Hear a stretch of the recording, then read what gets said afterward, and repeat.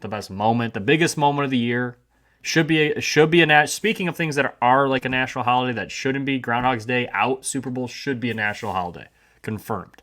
I'm so I sick of it took not being. Super Bowl Monday off of work just because I'm trying to set that standard of like, why are you making people come into work the day after the Super Bowl? Everybody should. I unfortunately with my job cannot do that, but I will be watching this game no matter what, and I will be enjoying this game no matter what, as you Incredibly should, important. as one should, as everybody should. Um, I will say this uniform matchup this year sucks. That's my sucks. only complaint. Horrible, horrible uniform Will matchup. this be? You know what, John? Let's play a little game, okay? I'm gonna tell you a storyline headline in regards to this game, and you tell me big deal or not a big deal. Okay. Cool? Is Yeah, that I like fair? it. I like this bit. Taylor Swift going to the game. Big deal, not a big deal. Big deal. For the sport of football. I think there's some data that was posted that the NFL could, attribute roughly $300 million in additional revenues as a result of Taylor Swift attending the games. Not only that, uh, the Japanese embassy actually put a statement out. Right? Yeah. Think Oh, about it's a big deal. how hard it is for you to get a visa to go Yeah. anywhere.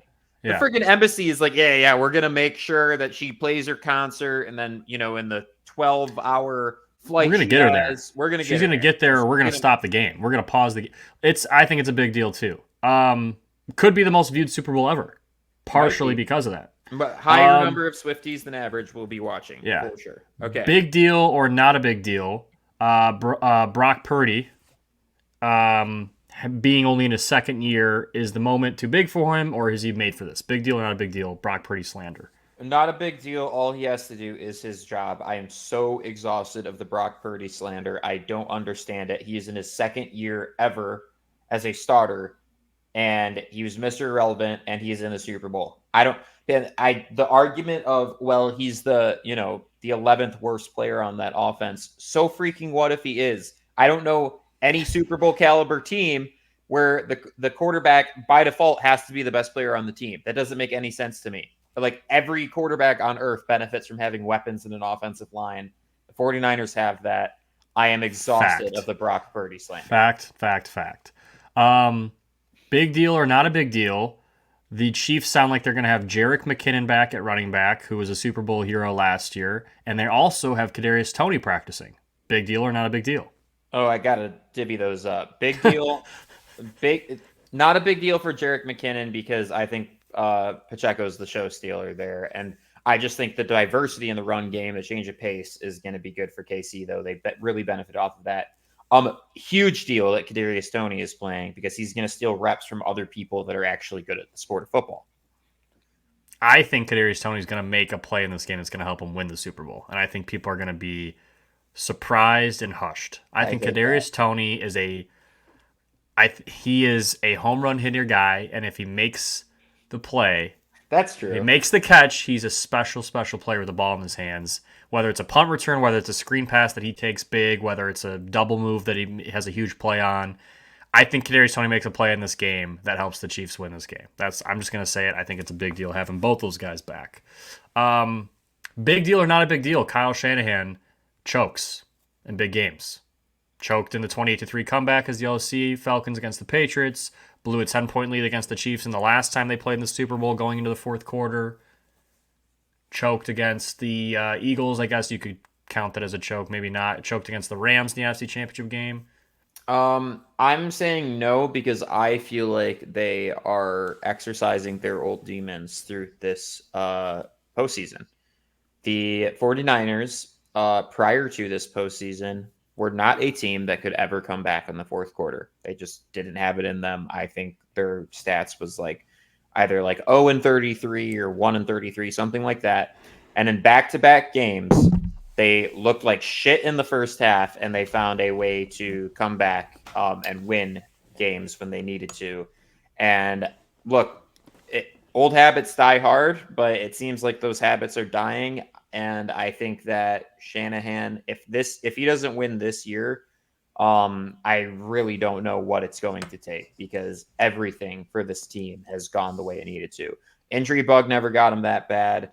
All their weapons are there. They're about to have to owe a lot of people a lot of money. It's it's tough. It's an interesting situation. So I do not think that will play a factor in the Super Bowl. Okay, I think it will. But I will still call it a not a big deal. Two Mahomes things. Okay, they're separate. All Okay. right. First one, big deal or not a big deal. This is a goat bowl. This is a if he wins this one, he is actually ahead of pace to pass Tom Brady.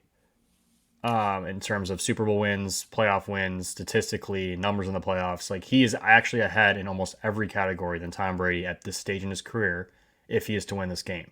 Is that a big deal or not a big deal in the storylines of this game? I definitely think it's a big deal, except man, it just I don't know if it's here's the weird thing. Casey's like gone like win loss in their like postseason appearances when it comes to AFC championships and Super Bowls. They won last year. I don't know. The problem is that they had a legitimate Achilles heel when they played Tampa, and that was they could not handle Tampa's pass rush, specifically their interior. Their guards were really banged up, and that interior pressure just made neutralized Pat Mahomes. I'm struggling to see that this season where that weakness is that the 49ers can exploit. And so I think the odds kind of are in their favor right now. And I do think if they do win it, yeah, I mean, I don't know how else you could dispute that this is another dynasty that could rival or exceed the Patriots, which is crazy to say, only years after that window with Brady and Belichick and the Brady Patriots retires closed. 2 years ago and he's already having his GOAT stat. Could you imagine Michael Jordan retired and then LeBron was getting called the GOAT like 2 years later? It's crazy, dude. It's nuts, and I think most people thought that what the Patriots accomplished could never be accomplished no, again. I know, and it's And already Casey's already giving that entire 20-year run the a run thing for its Brady money. always will have, and this is why Mahomes, in my opinion, has to win like one more Super Bowl than Tom Brady won in order. No matter how good his numbers are, he's got to have 8 rings because Tom Brady's 2-0 against him in the playoffs. So the head-to-head, I don't care that Mahomes was young. Tom Brady was old. All right, it cancels out. That having that 2-0 in the playoffs against him directly, including one of them being a Super Bowl matchup, Mahomes is going to have 8 rings or more for me to ever say he is truly better as an all-time quarterback than Tom Brady. I think Mahomes has been incredibly special, and I do think that probably is the biggest storyline of this entire Super Bowl. Is it's the Mahomes show. He wins this one, he is reaching new heights that we've never seen a quarterback at his age reach, besides Tom Brady. So, and my last big storyline, or not a big storyline in regards to this game, unless you have other ones that you want to ask me. I have like more like so like true or false, right? But Okay. hit me with what you got. Patrick Mahomes has never lost a game in the stadium. He's very comfortable in the stadium. Plays the Raiders Hmm. there once a year. It's a He new owns the. stadium though. What? It's 3 years old. Yeah, he's never lost in it. Okay, Plays very well in it every time. Has more wins in it than the Raiders have in it. that one's rough. Is that So real? no, no. Actually, it might be. I think it's 2 years old. Isn't the stadium 2 years old? And the Chiefs Two or have. three, yeah. No, it can't be true. That'd be so funny if it was I though. don't think it's true. I know he has more playoff wins in it. Well, yeah, right. Um, okay, true or false? The team that has the better tight end performance will win this game. False. Why? I don't know for sure if it's going to happen, but I think Kelsey will have a better performance no matter what. And I could see Kittle having a quiet game like statistically, but the Niners like winning the game just because of pass rush or a turnover or something like that. Kelsey's going to be better than Kittle for sure statistically in this game, but I don't know if that guarantees the Chiefs to win. I think the Chiefs will win for other reasons. Similar line of questioning. True or false? The 49ers wide receiver differential is going to cause problems because I think the 49ers receiving core is exponentially better than KC's. I don't think it matters because the quarterback position is so exponentially different. I think Mahomes is so much more talented and better overall than Brock Purdy and has already been in this moment and knows what it's like to play in a game like this. I think that is so much more valuable than the fact that he has worse receivers to throw to. He makes the receivers he has great. Um, yeah, I agree with that. Also, And I was gonna try. I was thinking of a way to frame this into true or false, but I actually think this is better to just have an entire discussion over defense. We haven't even talked about it yet. This matters a lot. 49ers pride themselves on having a damn good defense. Problem is, I think they match up poorly, similar to how they matched up poorly against the Lions. Their pass rush isn't going to be able to do a whole lot. I don't think any pass rush this entire season has against KC. Which linebackers weaknesses exploited, and then obviously, like, you have really good tight end doesn't bode well for the fact that their safeties aren't very good, right? Laporta gave him problems with that against the and looking the other direction, man, Casey's defense has only looked better and better through this postseason. They've looked like they've been unstoppable. I'm convincing myself right now that that should be one of the more defining factors of this game. And the more that I think about it, the more that I think that really tips the scales against the 49ers. Yeah, I mean, I think for the most part, you're spot on there. I will say the Chiefs struggle with their offensive tackles. A lot of holding penalties, a lot of false starts, leaving early. They've struggled all year with matching up with good end But they rushers. don't And get guess to who the Mahomes. night they get to him, but he makes a miss, or Right. he beats him with a blitz. Like, he's got a lot of sight adjusts, a lot of hot alerts, and he's very very good at recognizing, oh shit, you're gonna beat my tackle. I'm just gonna get the ball out now and not take the sack. But I could see penalties going against the Chiefs being a problem. Nick Bosa, Chase Young, I think they're going to get after this quarterback. I don't know if they're going to get a lot of sacks, but they're going to create pressures and they're going to create holding calls, which backs up and kills a drive most of the time. Especially in a big game like this, you cannot afford to have Have a third bunch and of them. 15, third and Yeah. 17. Like, it's not easy to convert. But with that being said, the Chiefs can also get after the quarterback. And they do it for more of an interior push. And I think Brock Purdy, we already saw him have several passes batted down against Detroit. Detroit had nowhere near the pass rush that Kansas City has. Expect Mike Dana and Chris Jones and some of these guys. And again, they're blitzing, like Reed and McDuffie and Tranquil are coming off the edge or coming from a linebacker spot. Is Willie Gay back in this game? Do we know? I don't know. I don't know where his injury is standing. Because that's a big piece as well, because he's another very important piece to this Chiefs defense. But you're right. The Chiefs defense has been a top 2 defense pretty much all year long and has been even better in the playoffs. And Spags is one of the best big game defensive Yeah, he's coordinators. good to play, and so is He's good to Snead. play. He's fully healthy. He was dealing with Yeah. calf issues, so both of them are good to go. John, I mean, do you have any other storylines or true or false before I get into my...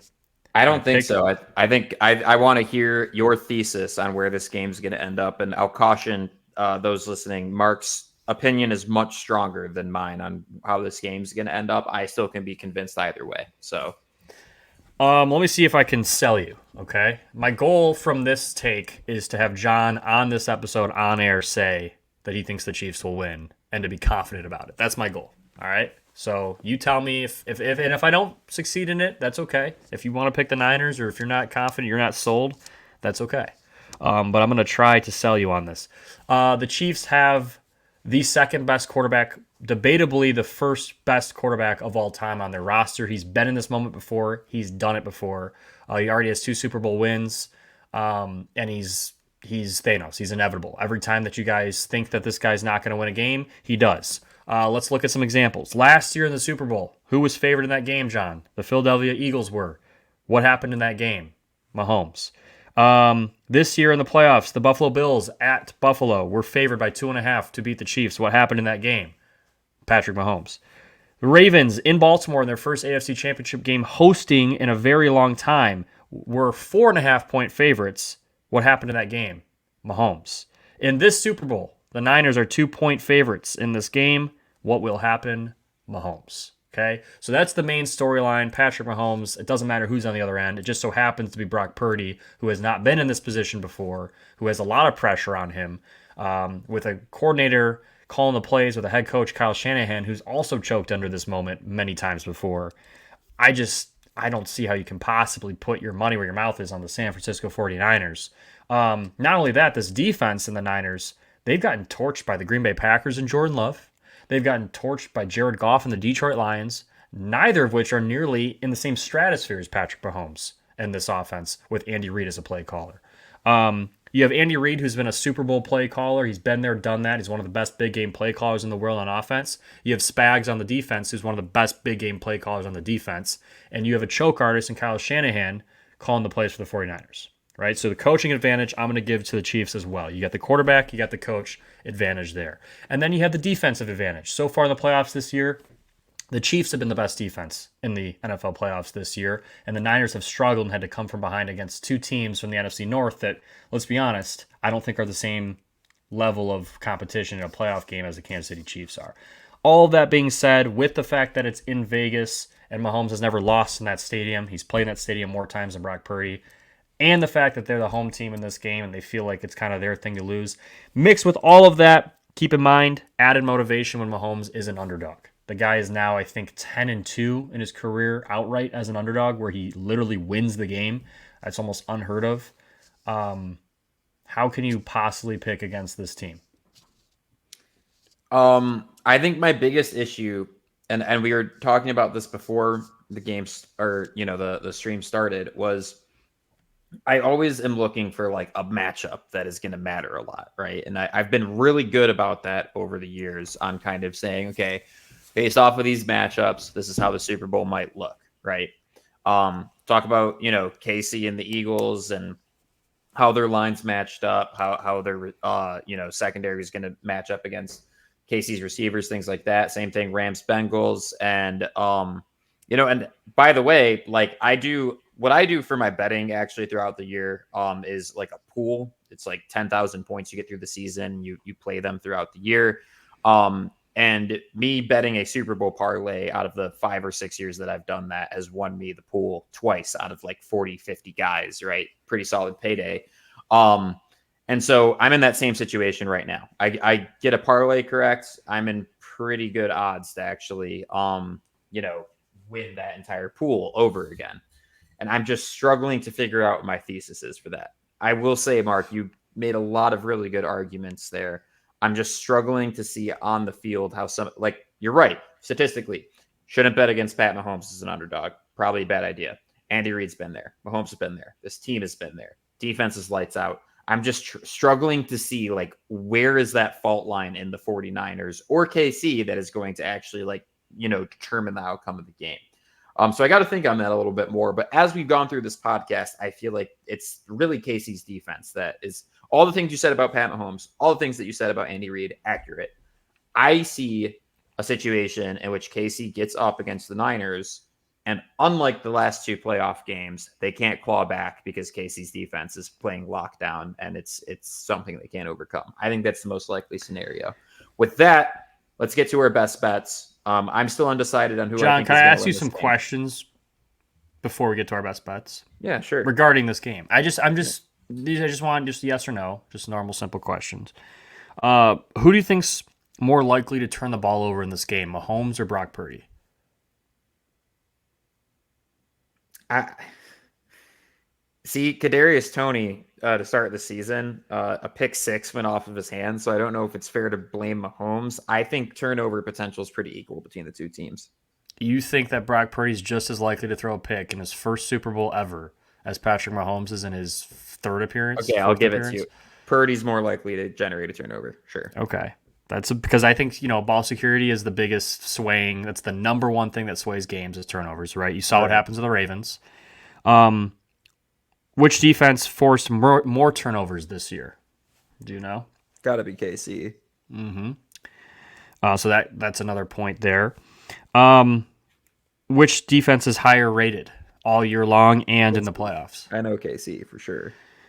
So let me ask you this. If pretending this game wasn't this week and I just told you Patrick Mahomes is in a Super Bowl again, and it doesn't matter who they're playing against, but he's got the number one defense in the league behind him, and he's going against a quarterback that's more likely to turn the ball over than he is, you don't feel pretty strongly about the outcome of that game? Yeah. Which team has a more reliable kicker, John?